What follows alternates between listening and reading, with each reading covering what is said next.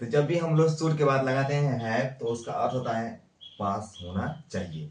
जैसे बोले कि राम के पास एक कार होना चाहिए, मेरे पास एक गाड़ी होनी चाहिए, मेरे पास एक कलम होनी चाहिए। तो ऐसे सेंटेंस को हम लोग इंग्लिश में बदलेंगे। ठीक है, देखिए, तो सबसे पहले आएंगे हम लोग सब्जेक्ट, उसके बाद शुड हैव, उसके बाद ए या एन, उसके बाद नाउन। जैसे सेंटेंस हो रहा है, उसके पास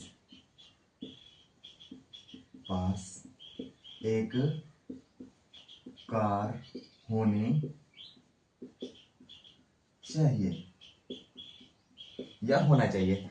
देखिए, तो जब भी अंत में कहा जाए पास होना चाहिए, जैसे आपके पास एक कार होनी चाहिए, तो देखिए पास हो गया और सुबह होनी चाहिए। तो जब ये ऐसा सेंटेंस आएगा तो हम उसका कैसे बनाएंगे? देखिए, सबसे पहले आएंगे सब्जेक्ट, क्या होगा? ही शुड हैव,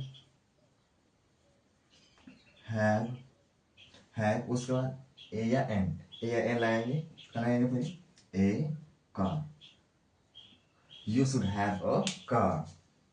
जैसे बोले मेरे पास पास एक कलम होना चाहिए,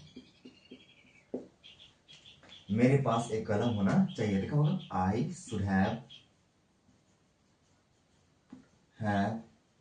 आई should have a pen.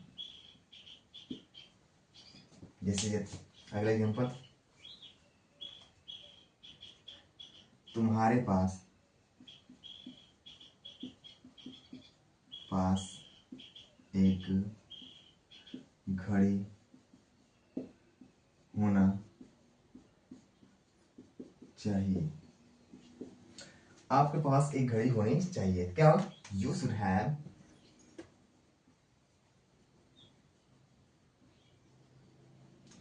Have a watch, you should have a watch. जैसे बोले मेरे पास एक मकान होना चाहिए, आई शुड हैव अ हाउस। जैसे नेक्स्ट सेंटेंस हमारा एग्जांपल, जैसे मान लीजिए इसे का नेगेटिव बनाना है तो क्या करेंगे हम? शुड के बाद नॉट लगा देंगे।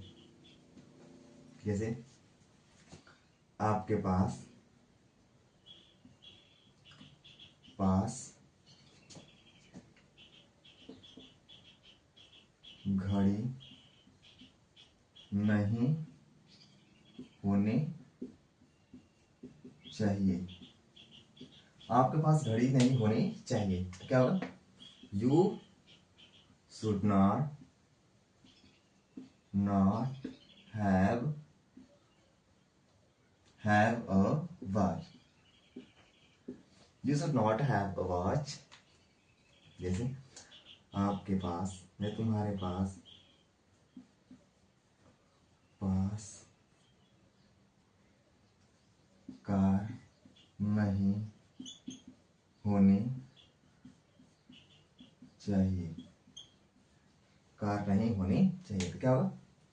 You should not have a car, you should not have a car. जैसे परीक्षा में बैठ जाते हैं हम लोग, तो कहा जाता है कि आपके पास किताबें नहीं होनी चाहिए, तो क्या होगा? आपके पास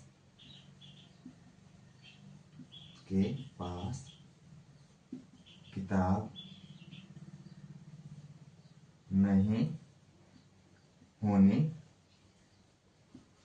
चाहिए, आपके पास किताब नहीं होनी चाहिए, तो क्या होगा? You should not have a book, you should not have a book.